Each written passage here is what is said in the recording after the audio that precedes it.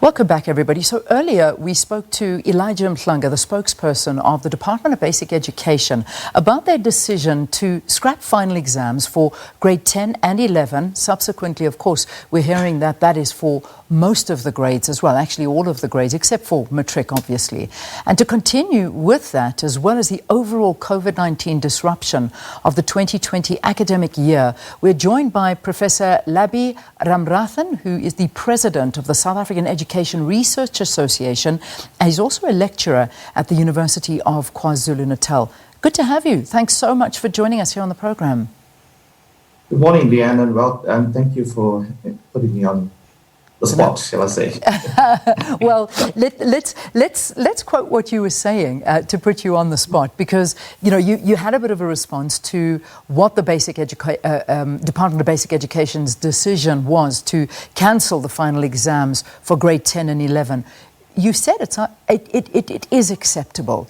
Tell us why. I mean, why do you think it is an acceptable move? Well, there's several reasons for that, and I think this is one of the good decisions made by the Department of Basic Education. And I think they've considered a whole lot of things. I think firstly, we have to understand that there was an abrupt closure to schools, meaning that the planned curriculum, the CAPS curriculum, which is highly structured in terms of teaching, learning, and assessments, everything is actually organized in such a way that there's time limits to every unit of learning. And this disruption caused a complete, disruption of the plan itself for the entire year.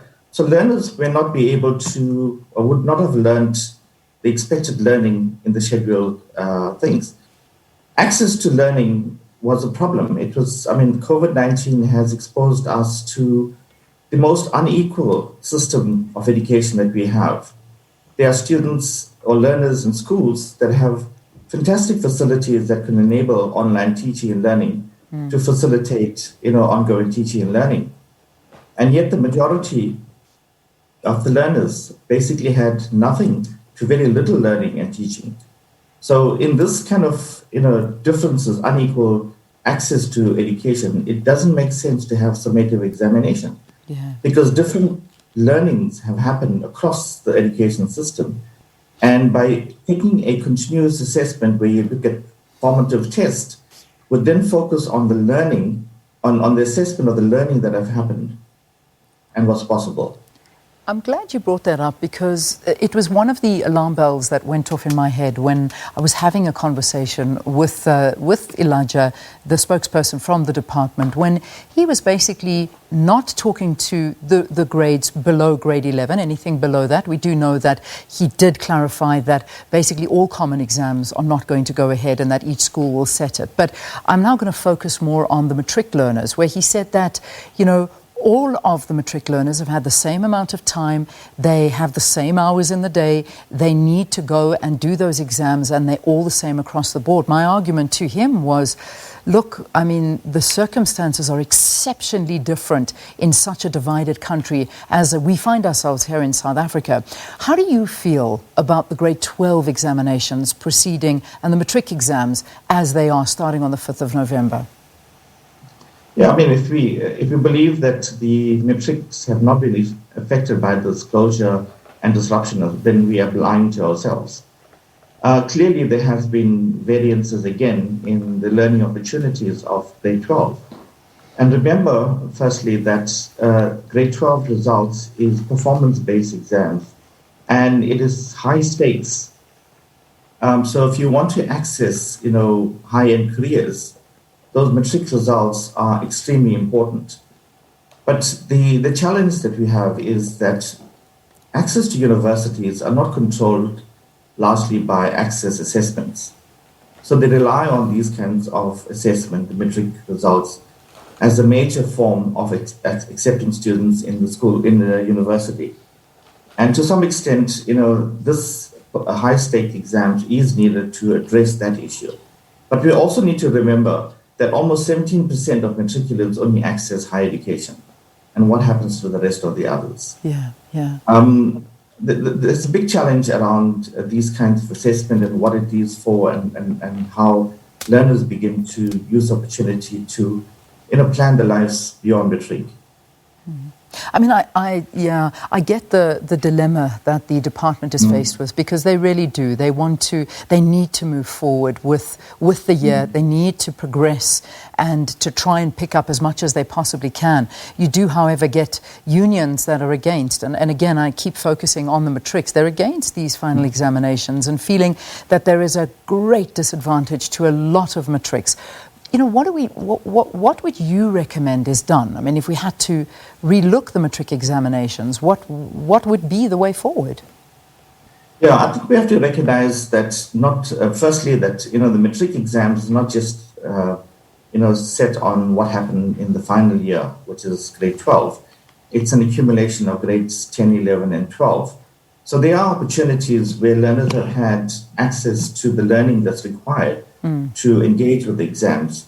But I would think that we would need to relook at what is being assessed. I know it's actually very late, it's an expensive things, but we should give the students an opportunity to choose between the sections that are set in the exams so that they are comfortable about assessing or about answering questions that they have been exposed to either through teaching or self-study. But they should be given some opportunities of having choices so that they can exclude sections that they never was taught for these kinds of assessments. Yeah. There's also the repercussion to the year next year, the education year next year, because we're hearing that a lot of the work that was not taught, particularly in the grade 10 and 11 and other years, will be caught up next year in the academic year of 2021. Now, this is going to pose a lot of pressure on both the learners and the teachers. Do you think it's going to be possible to catch up all of this work? I mean, look, we're in unprecedented times. We realize this, but from your sort of analysis and experience, do you think we'll be able to do this?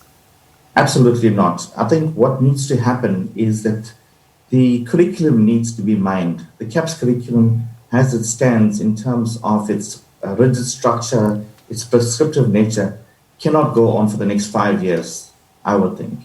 I think it has to be mined to identify the core learnings that is needed for learners to progress, noting that there are various other opportunities of learning.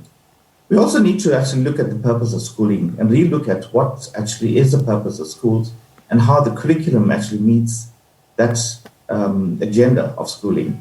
Remember, school education is not a neutral thing. It's highly political. It's trying to address a whole range of things. In fact, school education has been seen as a messiah to address all of social needs, economic needs, health needs, and almost every other thing that this country needs. And we have to think very clearly about what is possible in the 12 years of schooling that we have. We really need to move away from this notion of education for all to actually education for relevance. Yeah, it's a good point you bring up. It really is, because this could be that turning point. I mean, this could be the thing we have needed in order to update the education system, because we living in such an unequal society and an unequal country, and it all starts in the education system, because some flourish and others fail dismally, and that almost sets the foundation for the rest of their lives.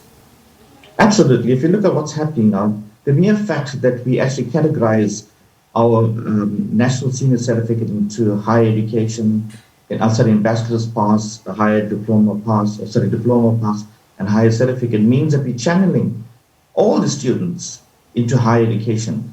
And that reality is far from real. And so we really need to think about what is it that we want for school education. And this is where we need broad, critical, complicated conversations around what school education should be.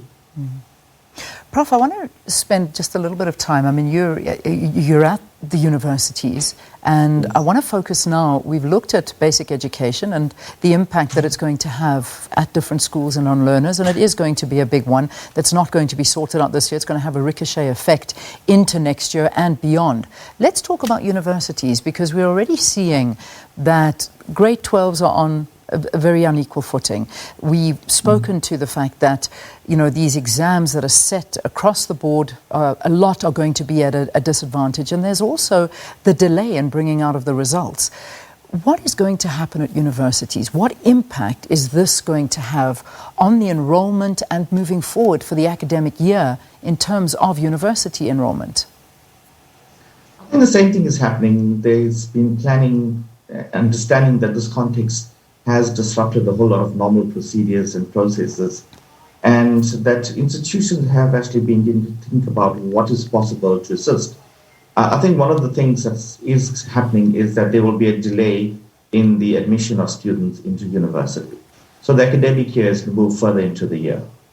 There are opportunities for academic staff to engage with learners coming out of matric, to identify what are the critical areas that they still need assistance and development in, so that they can provide support to these learners.